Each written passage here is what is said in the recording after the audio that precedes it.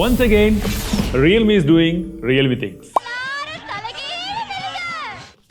இந்த மாதிரி அப்படி என்னப்பா பண்ணாங்கன்னு கேட்குறீங்களா? 6 மாதத்துக்கு முன்னாடி லான்ச் பண்ண ஃபோனுக்கு ஒரு அப்கிரேடட் ஃபோனை இப்போ லான்ச் பண்ணியிருக்காங்க. ஆனால் அந்த ஃபோன் உண்மையாகவே அப்கிரேடோட வந்திருக்கான்றதை இந்த வீடியோவில் பார்க்க போகிறோம். எஸ், நம்ம பார்க்க போகிற smart phone Realme P4 Pro. சரி, ஃபர்ஸ்ட் ஃபோனில் அன்பாக்ஸா? அட அது ஒன்றும் இல்லைங்க, இங்கே பாருங்கள், இவ்வளோதான். இந்த பாக்ஸை போட்டு சும்மா அப்படி வமிச்சிட்டு இருக்காங்க. April fool. P3 பார்க்கும்போது உங்களுக்கு இப்படி இருக்கா? சென்டரில் நல்லா ரவுண்டாக கொடுத்துருந்தாங்களா? இப்போ அப்கிரேட்னு சொல்லும் போது அதையே கொடுத்தா திட்டுவீங்கன்றதுனால அதை அப்படியே மாற்றி இந்த மாதிரி கொடுத்துட்டாங்க. அண்ட் இந்த டிசைனை பார்த்தா அப்பாலும் கண்டிப்பாக கோவப்படுவார். ஒரு பிரஸ்ட் அலுமினியம் ஃபீல் மாதிரி ஒரு டிசைன் கொடுத்துருக்காங்க. பட் முழுக்க முழுக்க பிளாஸ்டிக் மட்டும்தான். அண்ட் இது வந்து பார்த்தீங்கன்னா அப்படியே நேச்சர்லேருந்து இன்ஸ்பயர் ஆகி எடுத்துருக்கக்கூடிய டிசைனா. இந்த டேபிள் மேலே வச்சேன்னா உங்களுக்கு ஃபோனும் டேபிளும் தனியாகவே தெரியாது. புது ஃபோனை பற்றி பேசும்போது ஒரு பெரிய டவுன் கிரேடை பற்றி சொல்லிடுறேன். இந்த வாட்டி வெறும் IP65 மற்றும் 66 மட்டும் தான் கொடுத்துருக்காங்க. போன வாட்டி IP69 இருந்துச்சு. ஃப்ரண்ட்ல கார்னிங் குலர்ல 7 இருந்திருக்கு. சரி, சாட்டிஸ்ஃபேக்ஷன் லெவல். ஏய், அவன் கர்த்தருக்குள் நித்திரை அடைந்து விட்டானடா. ஃபிங்கர் பிரிண்ட்ஸ் மஜ்ஜி, வேற ஒன்றும் இல்லை. நான் கூட பொழந்துருச்சுன்னு நினைச்சேன். நல்லா தான் இருக்கு. இதை யாராலையும் அழிக்க முடியாது.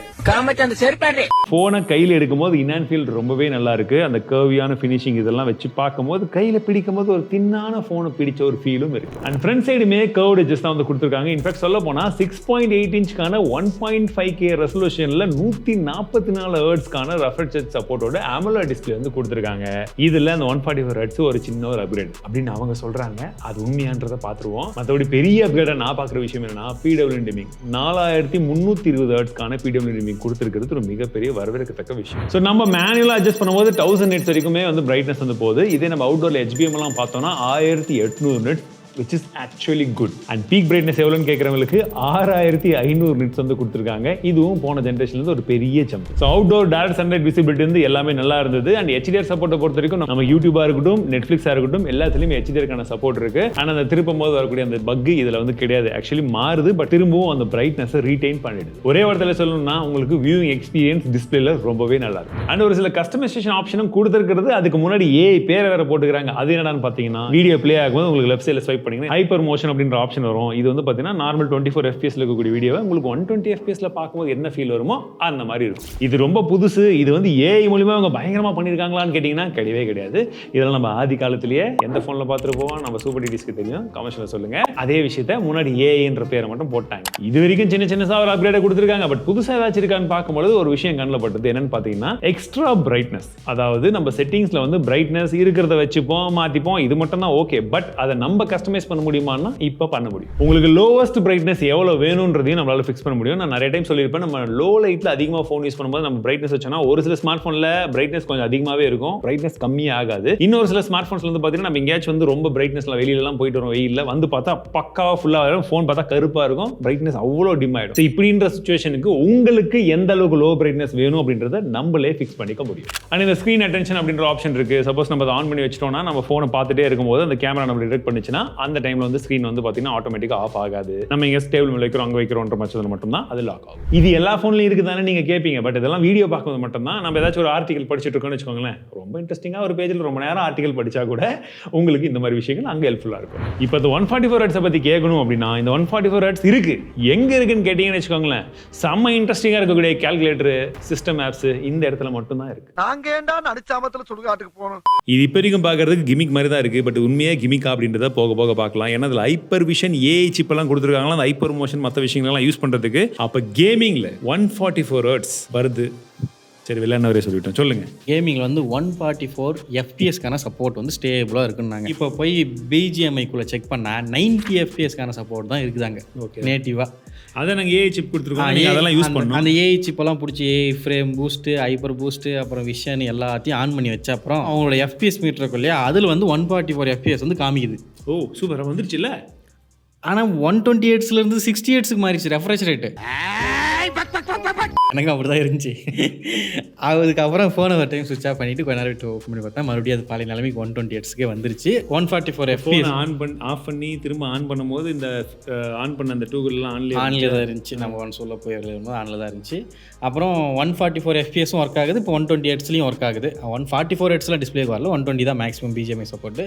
144 ஹெர்ட்ஸில் இப்போ FPS வந்து கேம் விளையாடிட்டு இருந்தால் ஃப்ரேம் ட்ராப் இருந்த மாதிரி இருந்துச்சு. சரி, நம்ம வழக்கமாக டெஸ்ட் பண்ணுவோம்ல, FPS மீட்டர் நாம் யூஸ் பண்ணுவோம் இல்லையா, அதை போட்டு டெஸ்ட் பண்ணும்போது 70 தான் காமிக்குது. ஆனால் அவங்களுடைய சிஸ்டம் டிஃபால்ட் இன்டர்னல் ஆப்பில் 144 காமிக்குது. இது ஒரே குழப்பமாக இருந்தது. சரி, அது போயிட்டு ஆஃப் பண்ண அப்புறம் இங்கே 90 காமிக்குது. நம்ம போடுற ஆப்பில் வந்து 90 காமிக்குது, அங்கேயும் 90 காமிக்குது. ரெண்டு டைமே நார்மலான ஃப்ரேம் காமிச்சிச்சு. ஒரு ஆவரேஜான கேம் பிளே தான் நம்ம 7 Gen 4 எந்த அளவுக்கு எதிர்பார்க்க முடியுமோ அவ்வளோதான் இருக்குது. ஆனால் அந்த 144 அளவுக்கு ஹெட்ஸ் வந்து 144 FPS வந்து எந்த அளவுக்கு நல்லா இருக்குன்றது எனக்கு இவ்வளோ நேரம் பேசுனதை புரிஞ்சது என்னென்னா, எஃப்பிஎஸ்ஸு, ஹர்ட்ஸு, 90, 144, 120 உங்களுக்கு புரிஞ்சிருந்தா தனியாக அவன் சார்பில் தனியாக உங்களுக்கு ஒரு கிவ்அவே நான் வந்து அனுப்ப சொல்கிறேன். சரி பாருங்க, சொல்கிறேன். போதும். இல்லை, அந்த ஒரு முக்கியமான விஷயம், ஒரு பக்கம் ஃப்ரேம் பூஸ்ட் ஆன் பண்ணி இன்னொரு பக்கம் ஃப்ரேம் பூஸ்ட் ஆஃப் பண்ணி 2 பக்கமும் வீடியோ எடுத்து ஸ்லோ பண்ணி வைக்கலாம். ஆடியன்ஸுக்கு எந்த பக்கம் நல்லா இருக்குதுன்னு அவங்களே சொல்லிட்டோம். நீங்கள் என் பக்கம் தான் சொல்வீங்க தெரியும், சொல்லுங்கள். எந்த பக்கம் நான் மாற்றி வச்சிட்டேன், தமிழ் டெக் பக்கம்னு சொல்கிறேன்டா. என்னடா இது இல்லாமல் LPDDR4க்கான ரேம் டைப் யோஃபஸ் 3.1க்கான ஸ்டோரேஜ் டைப் தான் வந்து கொடுத்துருக்காங்க. இதில் ஸ்னாப்ட்ராகனுடைய 7 Gen 4 அப்படின்னு சொல்லக்கூடிய ப்ராசஸர் கொடுத்துருக்காங்க. அன்டுன்னு பார்க்கும்போது 1.1 மில்லியன் கிட்ட ஸ்கோர் வருது. நல்ல ஸ்கோர் தான், ஹீட்டிங்கும் கிடையாது, 3D மார்க் ரன் ஆகல. அன்ஃபார்ச்சுனேட்லி CPU த்ராட்லிங்கும் நல்ல ஸ்கோர் வந்திருக்கு. பட் எல்லாத்தோட முக்கியமான விஷயம், அவங்க கேம் பிளேக்கு இவ்வளோ முக்கியத்துவம் கொடுக்குறாங்களா. இப்போ கேம் விளையாடும் போது எந்த அளவுக்கு பேட்டரி ட்ரைன் ஆச்சுன்னு பார்க்கும்போது 19% ட்ரைன் ஆச்சு. 19% அப்படின்றது கொஞ்சம் அதிக மாதிரி தெரிஞ்சாலும் அவங்க 7000 mAhக்கான பேட்டரி கொடுக்குறாங்க, 80 வாட்க்கான ஃபாஸ்ட் சார்ஜிங் சப்போர்ட்டோட. சரி, கேமராவோட டிசைனை மாற்றினாங்களே, பொசிஷனை மாற்றினாங்களே, உள்ளுக்குள்ளே ஏதாச்சும் மாறி இருக்கா அப்படின்னு பார்த்தீங்கன்னா, உங்களுக்கு அந்த 2 மெகாபிக்சலுக்கு இருந்த ஒரு ஏதோ இருந்துச்சு இல்லையா டெப்த்தை, அதை தூக்கி போட்டுட்டு அல்ட்ரா வைட் கொண்டு வந்திருக்காங்க. அண்ட் ஃப்ரண்ட் கேமராவும் கொஞ்சம் அப்கிரேட் பண்ணியிருக்காங்க. சரி, அதில் எடுத்த சாம்பிள் இமேஜஸ் அதுதான் நமக்கு முக்கியம். அவுட்டோரில் நல்ல லைட்டிங் கண்டிஷன் எடுக்கும்போது இமேஜ் குவாலிட்டி பார்க்கறதுக்கு ஓரளவுக்கு நல்லாவே இருக்குதுங்க. இன்ஃபேக்ட் சொல்ல போனால் உங்களுக்கு ஹார்ஷான சன்லைட் கிடையாது, பட் நார்மலான ஒரு மேகமூட்டமாக இருக்குது, அந்த மாதிரிலாம் எடுத்த போது கூட ப்ராசஸிங் வந்து நல்லாவே வந்து பண்ணியிருக்கு. ஸ்கின் டோனுமே ஓரளவுக்கு நல்லா இருக்கு. ஆனால் இன்னொரு டைம்ல பார்க்கும்போது கொஞ்சமா வெயில் வருது, ரொம்ப வெயிலெல்லாம் கூட கிடையாது, கொஞ்சமா வெயில் வரும்போதே வந்து பார்த்தீங்கன்னா ஸ்கின் டோன்ல நார்மல் ஃபோட்டோ 1xல நீங்க எடுக்கிறீங்க அப்படின்ற பட்சத்தில் கொஞ்சமா சைட்ல வந்து பார்த்தீங்கன்னா இந்த பிளாக்ஸ் இருக்கிறதெல்லாம் கொஞ்சமா எக்ஸ்ட்ரா பிளாக்ஸா வந்து தெரியும். அதாவது கொஞ்சம் ஓவர் சேச்சுரேஷன் இருக்கு, கான்ட்ராஸ்டா தான் இருக்கும் இமேஜ். பட் டைனமிக் ரேஞ்சை பொறுத்த வரைக்கும் நல்லா இருக்கு, டீடைல்ஸும் நல்லா இருக்கு. 2xல நம்ம வந்து எடுக்கும்போது அந்த ப்ராசஸிங் நல்லா இருக்கு. போர்ட்ரேட்டை பொறுத்த வரைக்கும் வந்து பார்த்தீங்கன்னா போர்ட்ரேட் ஷார்ட் பேக்ரவுண்ட் பிளர் எல்லாம் ஓரளவுக்கு வந்து பரவாயில்ல. பட் ஒரு சில டைம்ல வந்து பார்த்தீங்கன்னா பின்பக்கம் வந்து ஒரு சில இலைகள்லாம் வந்து சரியா பிளர் பண்ணல, இந்த காது கிட்ட எல்லாம் வந்து பார்த்தீங்கன்னா பின்பக்கம் மரம் இருக்கும்போது அதையுமே சரியா வந்து பிளர் பண்ணல. பட் 2 பேர் இருக்கும்போது கூட அந்த ஸ்கின் டோன் இதெல்லாம் வந்து பார்க்கும்போது உங்களுக்கு போர்ட்ரேட் ஷாட்ஸ் நல்லாவே வந்து ப்ராசஸ் பண்ணிருக்கு. ஸோ போத் ரியர் அண்ட் ஃப்ரண்ட்டை பொறுத்த வரைக்கும் இமேஜ் குவாலிட்டி நல்லா இருக்கு. பட் அது எல்லா டைமுமே கன்சிஸ்டன்டா இல்ல, ஒரு அப்டேட்டை கொடுத்து அவங்க ஃபிக்ஸ் பண்ண வேண்டியது இருக்கு. ஸோ இன்னைக்கு தேதியில் நான் ரேட் பண்ணும் அப்படின்னா 6 out of 10 தான் கொடுப்பேன். ஆனால் சர்ப்ரைசிங்லி வீடியோ சாம்பிள் ரியர்லையும் ஃப்ரண்ட்லையும் நான் பார்க்கும்போது நல்லா இருந்த மாதிரி தான் இருந்தது. பட் ஆடியோவோட சேர்த்து பார்க்கும்போது உங்களுக்கு எப்படி இருக்குன்னு சொல்லுங்க. 4K 60 fps ரியர் ஃபேசிங் கேமரால ஆடியோ வீடியோலாம் கேட்கறதுக்கும் பார்க்கறதுக்கும் இப்படி தான் இருக்கும். இப்போ நம்ம ஷேடோவில் இருக்கும். அப்படியே நான் இப்போ கொஞ்சம் அப்படி நீங்கள் கொஞ்சம் வேகமாக வாங்க ப்ரோ, நீங்கள் வாங்க ப்ரோ இங்கே வாங்க ப்ரோ. எஸ், வேகமாக வாக் பண்ணும்போது இப்படி தான் இருக்கும். சன் இந்த டேரக்ஷனில் இருக்குது, அதனால தான் அங்கே இருக்கிறாரு. ஸோ ஃபேஸில் சன்லைட் படும்போது எந்த அளவுக்கு ப்ராசஸிங் பண்ணியிருக்கின்றது சொல்லுங்கள்.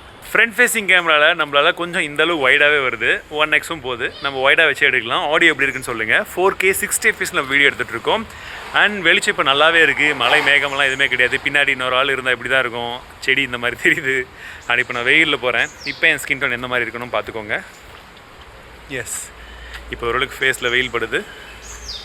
இப்போது பின்னாடி வெயில் இருக்குது. ஷேடோவில் போகும்போது எப்படி இருக்கு? Looks good. இதில் பார்க்கும்போது எனக்கு நல்லா இருக்க மாதிரி தான் தெரியுது. பட் ப்ராசஸிங் ஆனதுக்கப்புறம் எப்படி இருந்தது சொல்லிட்டேனே, 1 2 3 பின்னாடி பாருங்க. இது 3வது கண்கள் போல் இருக்கிறது அல்லவா, இது கண்கள் அல்ல, ஐஆர் பிளாஸ்டர். அண்ட் ஏஐயில் பார்த்தீங்கன்னா ஏகப்பட்ட ஃபீச்சர்ஸ் இருக்குதுன்னு சொல்கிறாங்க. அதில் உருப்படியாக எங்களுக்கு தெரிஞ்சது அந்த ஏஐ எடிட் ஜீனி. இதை பற்றி நாங்கள் ஏற்கனவே ஜெண்டாவை வச்சு ஒரு ஷார்ட்ஸ் போட்டிருந்தோம். அந்த ஷார்ட்ஸை பார்க்காதவங்க பார்த்தீங்கன்னா இன்னும் தெளிவாக உங்களுக்கு வந்து புரியும். வாய்ஸ் மூலியமாகவே நீங்கள் சொல்லி, அதுவும் தமிழ்லேயே கூறி ப்ராம்ப்ட் வந்து நீங்கள் சொல்லி அதை வந்து செய்ய வச்சு மாற்ற வச்சுக்கலாம். ரொம்ப இன்ட்ரெஸ்டிங்காக இருக்கும். Realme UI 6 கொடுத்துருக்காங்க. Android 15 மேலே 3 OS அப்டேட், 4 இயர்ஸ்க்கான செக்யூரிட்டி வந்து தந்திருக்காங்க. விச் இஸ் ஓகே அப்படின்னு சொல்லலாம், ஓரளவுக்கு ஆவரேஜ். பட் முக்கியமான விஷயம், யூஐயில் ரியல்மி தான் தெரிஞ்ச விஷயம். ப்ளோட்வேர்ஸ் அள்ளி கொடுத்துருக்காங்க. மீதி தான் உண்மையாவா?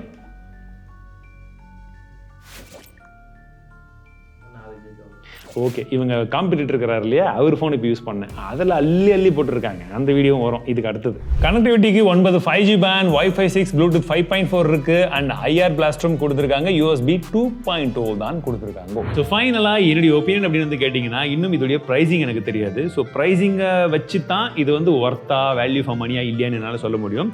ஸோ என்னை பொறுத்த வரைக்கும் போன வாட்டி 20,000 ரூபாய்க்கு லான்ச் பண்ணியிருந்தாங்க இதுக்கு முன்னாடி வந்த வெர்ஷன். ஸோ இந்த வெர்ஷனில் ஒரு சில அப்கிரேட்லாம் இருக்குது. அதாவது அந்த அப்கிரேடுக்கெல்லாம் சேர்த்து ஒரு 23 23 அப்படின்ற ப்ரைசிங் வச்சாங்கன்னா வேல்யூ ஃபார் மணியாக இருக்கும். 25 வச்சாங்க அப்படின்னா ஒரு சில கார்டு டிஸ்கவுண்ட் ஏதாச்சும் கூட கொடுத்தாங்கன்னா ஓகே சொல்லலாம். அப்படி கார்டு டிஸ்கவுண்ட் எதுவுமே இல்லை, ப்ரைசிங்கே 25 தான் அப்படின்னா நார்மல் ப்ரைசிங் கம்பேரிசனுக்கு நமக்கு நிறைய ஆப்ஷன்ஸ் இருக்குன்னு எடுத்துக்கலாம். அதுக்கு மேலே ப்ரைசிங் போச்சுன்னா கொஞ்சம் over pricing. So exact pricing என்னன்றது இப்போ உங்களுக்கு தெரிஞ்சிருக்கும். நான் டிஸ்கிரிப்ஷனில் போட சொல்கிறேன், இங்கேயும் அப்டேட் பண்ணுவேன். ஸோ அந்த ப்ரைசிங்க்கு இந்த ஸ்மார்ட் ஃபோனை பற்றி உங்களுடைய கருத்துக்கள் என்னன்றதை ஷேர் பண்ணுங்கள்.